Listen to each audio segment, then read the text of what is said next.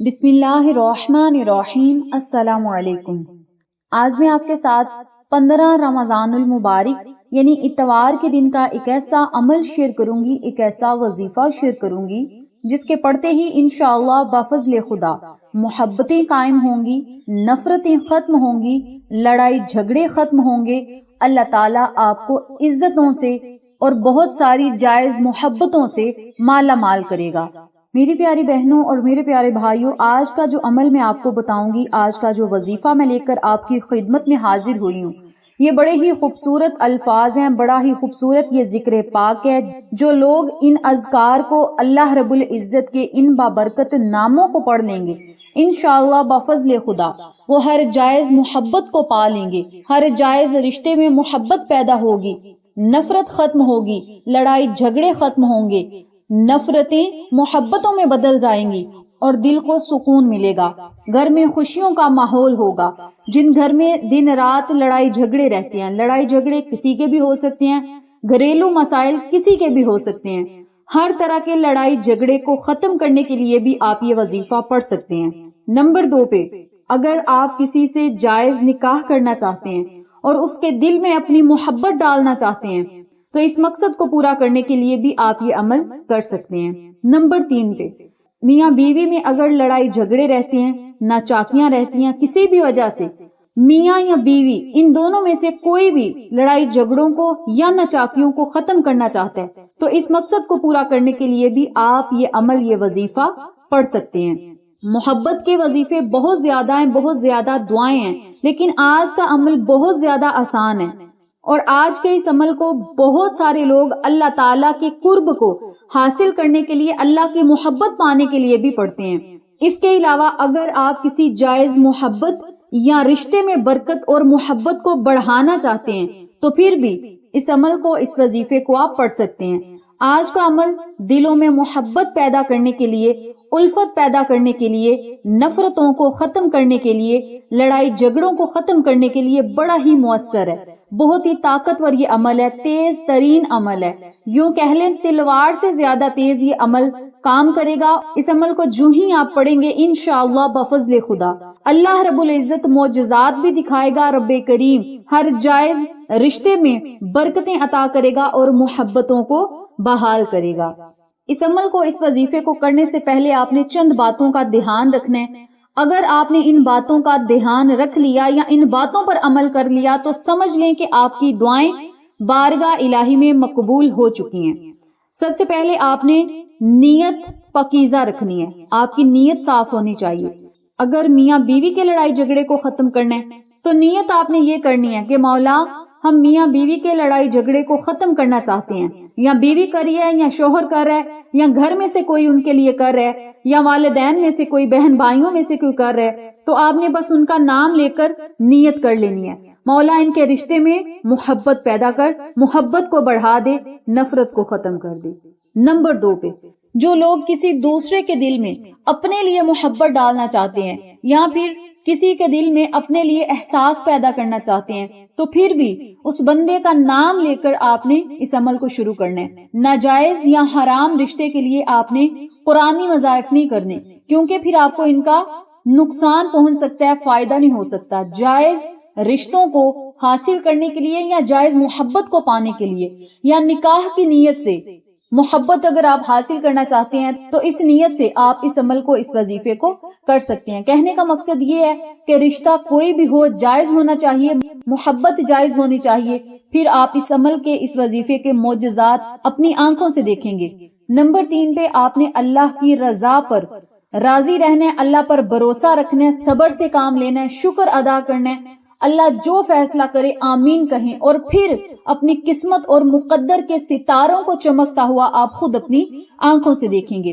یاد رکھیے گا اللہ تعالیٰ معجزات کرنے پہ قادر ہے، اللہ تعالیٰ وسیلے بنانے پہ قادر ہے، اللہ تعالیٰ اسباب پیدا کرنے پہ قادر ہے۔ تو آپ نے اس وظیفے کو کر کے اللہ تعالیٰ سے دعا کرنی ہے۔ آپ نے کسی کے آگے نہ رونا ہے، نہ گڑ گڑانا ہے، نہ کسی کو منانے کی کوشش کرنی ہے، آپ نے صرف اللہ تعالیٰ کے آگے رونا ہے، اللہ کے آگے گڑ گڑانا ہے، اللہ سے دعائیں کرنی ہے، التجائیں کرنی ہے، گزارش کرنی ہے۔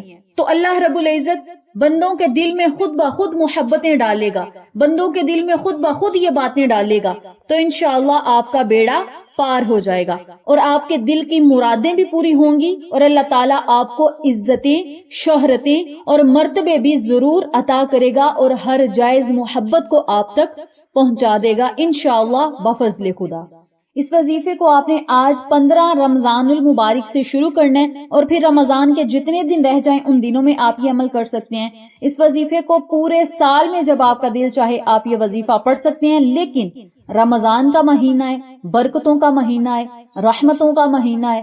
اللہ رب العزت اس بابرکت مہینے میں مانگی گئی دعاؤں کا اجر و ثواب اور مانگی گئی دعاؤں پر جو معجزات کرتا ہے وہ 70 گنا بڑھا کر کرتا ہے۔ تو آپ نے رمضان کے مہینے کی برکتوں کو سمیٹنے کے لیے اور رمضان کے مبارک مہینے میں اور اللہ کے لاڈلے مہینے میں اور اللہ کے محبوب مہینے میں اس عمل کو شروع کرنا ہے۔ انشاءاللہ اللہ بھی راضی ہوگا اور کامیابیاں آپ کے قدم چومیں گی۔ سب سے پہلے آپ نے اس عمل کو جب کرنا ہے تو آپ نے باوضو حالت میں یہ عمل کرنا ہے۔ آپ کسی نماز کے بعد پڑھ سکتے ہیں، یا پھر آپ الگ کمرے میں بیٹھ کر کسی بھی وقت اس عمل کو، اس وظیفے کو پڑھ سکتے ہیں۔ بہتر یہ ہے کہ آپ اس عمل کو نماز عصر کے بعد پڑھ لیں یا نماز عشاء ادا کرنے کے بعد پڑھ لیں۔ اس کے علاوہ اگر آپ کسی اور نماز کے بعد پڑھنا چاہتے ہیں پھر بھی بہتر ہے، جائے نماز پر بیٹھ کر یہ عمل کیا جائے گا تو زیادہ فائدہ ہوگا۔ سب سے پہلے آپ نے 3 مرتبہ درود ابراہیمی پڑھنا ہے۔ درود ابراہیمی کی بہت زیادہ فضیلت ہے، بڑی برکتیں ہیں۔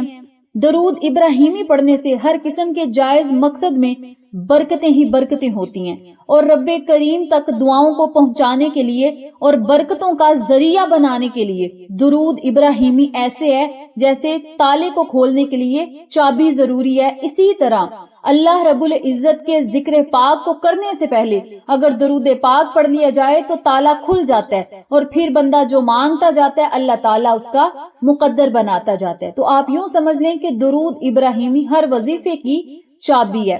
تو آپ نے کیا کرنا ہے، 3 مرتبہ درود ابراہیمی پڑھنا ہے۔ درود ابراہیمی پڑھنے کے بعد آپ نے 21 مرتبہ، صرف 21 مرتبہ لا الہ الا اللہ، لا الہ الا اللہ کا ورد کرنا ہے، ہاتھ کی انگلیوں کے پوڑوں پر صرف 21 مرتبہ۔ جب 21 مرتبہ آپ لا الہ الا اللہ کو پڑھ لیں، پھر آپ نے 101 مرتبہ یا ودودو یا عزیزو، یا ودودو یا عزیزو، یا ودودو یا عزیزو، ان دونوں اللہ رب العزت کے اسم پاک کو اکٹھا پڑھ کر ایک تصور کرنا ہے، اور اسی ترتیب سے، اسی طریقہ کار سے آپ نے 101 مرتبہ اللہ تعالیٰ کے یہ خوبصورت نام پڑھنے ہیں۔